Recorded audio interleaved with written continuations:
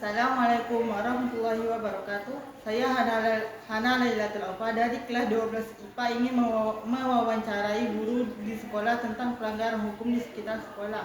Nanti simak saja pertanyaan apa saja yang saya ingin tanyakan kepada guru yang saya wawancarai. Assalamualaikum warahmatullahi wabarakatuh. Permisi Bu, saya Hana Lailatul Aufa dari kelas 12 IPA ingin mewawancarai Ibu tentang pelanggaran hukum yang ada di sekolah ini. Baiklah, tanpa berlama-lama lagi saya mulai saja ke pertanyaannya. Apa saja 5 tata tertib yang dilanggar oleh siswa atau siswi yang ada di sekolah MA Al-Barokah dan cara mengatasinya?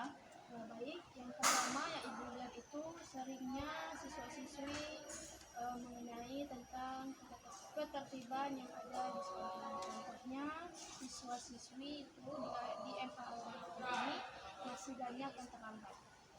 Jadi kurangnya kesadaran siswa atau siswi untuk yang pertama itu masih banyaknya kurang kesadaran diri siswa itu mengenai sampah yang ada di lingkungan sekolah.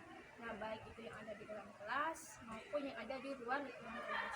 Nah, itu masih ada sampah yang berserakan di kelas maupun di luar kelas.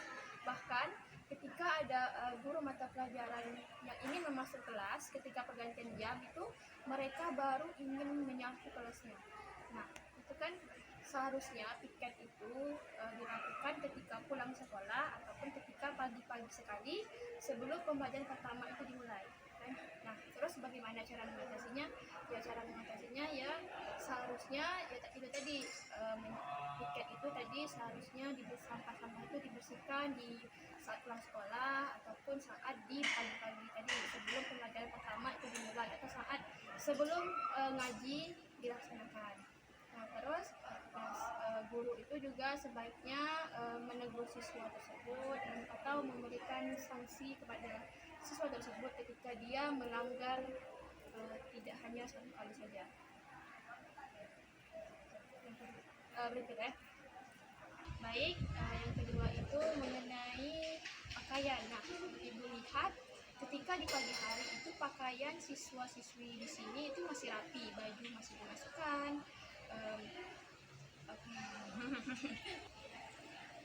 Baik, yang kedua itu Ibu lihat masih banyaknya siswa-siswi yang ada di sini itu ketika pagi bajunya masih rapi, tetapi ketika sudah siang, nah itu bajunya udah ada yang keluar-keluar. Nah itu. Jadi bagaimana kami menyikapinya sebagai guru ya, kami pastinya menegur siswa tersebut untuk memasukkan bajunya, menyuruh siswa tersebut memasukkan baju ke dalam agar lebih rapi lagi seperti tadi paginya. Baik, yang ketiga itu masih banyaknya siswa-siswi ini yang kurangnya kesadaran diri mereka, yaitu masih banyaknya yang terlambat.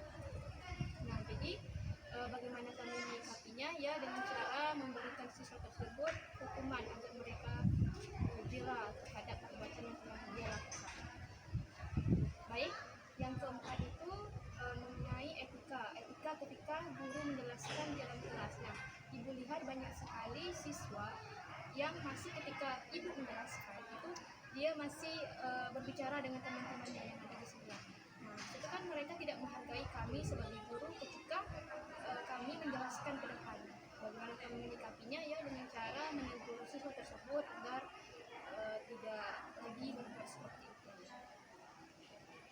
Yang kelima apa ya? Oke. Baik, yang kelima itu masih banyaknya siswa yang ke sekolah itu menggunakan sendal. Nah, sedangkan kita kan ke sekolah itu harus menggunakan sepatu.